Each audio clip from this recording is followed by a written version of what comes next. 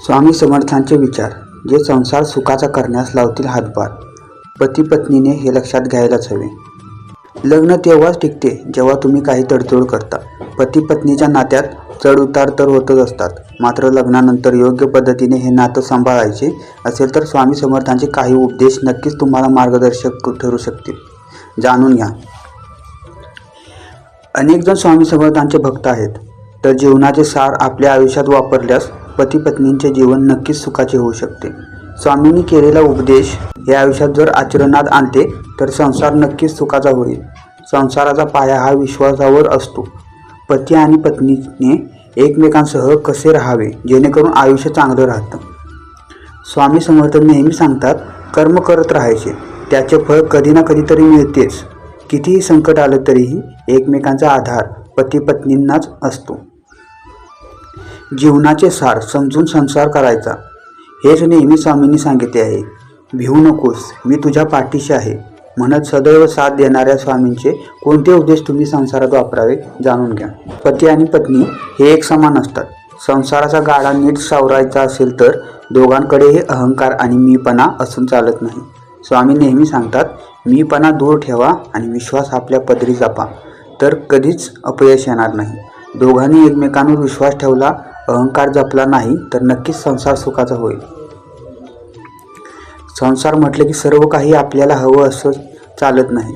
कधी पतीने पत्नीसाठी तर कधी पत्नीने पतीसाठी त्याग करणे गरजेचे आहे. यामधून केवळ आत्मानंद अथवा आनंदच प्राप्त होतो. एकमेकांसाठी गोष्टी केल्याने प्रेम वाढते आणि त्यागातून एकमेकांबद्दल किती प्रेम आणि आदर आहे याचीही प्रचिती येते. त्यामुळे स्वामींनी त्याग करा, आत्मानंद मिळेल असं म्हटले आहे. जीवनात कधी दुःख आले तर आपले दुःख आणि वेदना जगाला सांगत फिरण्यापेक्षा आपल्या जवळच्या व्यक्तीला अर्थात पतीला वा पत्नीला सांगा, जेणेकरून त्या दुःखाचा बाजार मांडला जाणार नाही. पती आणि पत्नी हे सुखदुःखात एकमेकांना आधार देतात. तेच एकमेकांचे साथी जन्मभर असतात.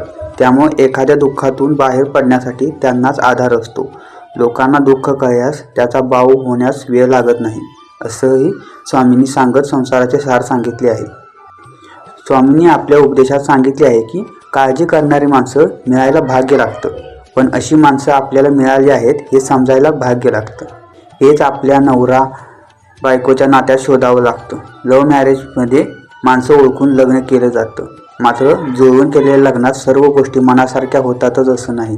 त्यामुळे चाचपडत का असेना पण आपल्याला लाभलेली माणसं ओळखावी लागतात, तरच संसार सुखाचा होऊ शकतो. संसाराच्या रहाड गाडग्यात अडचणी या येतच राहणार, पण स्वामी सांगतात तसं पती पत्नीने आपल्या गाठीशी हे वाक्य बांधून घ्यावे. अडचणी या आयुष्यात नव्हे तर मनात असतात. त्यावर ज्या दिवशी विजय मिळवला त्या दिवशी मार्ग आपोआप निघेल. जोपर्यंत पती पत्नी आत्मविश्वासाने, प्रेमाने आणि आदराने एकत्र राहतील, कोणत्याही अडचणीतून मार्ग सुखाचा संसार करू शकतील. स्वामी समर्थांचे अनेक उपदेश आहेत, मात्र सुखी संसार करायचा असेल तर हे महत्त्वाचे उपदेश तुम्ही पाळायलाच हवे.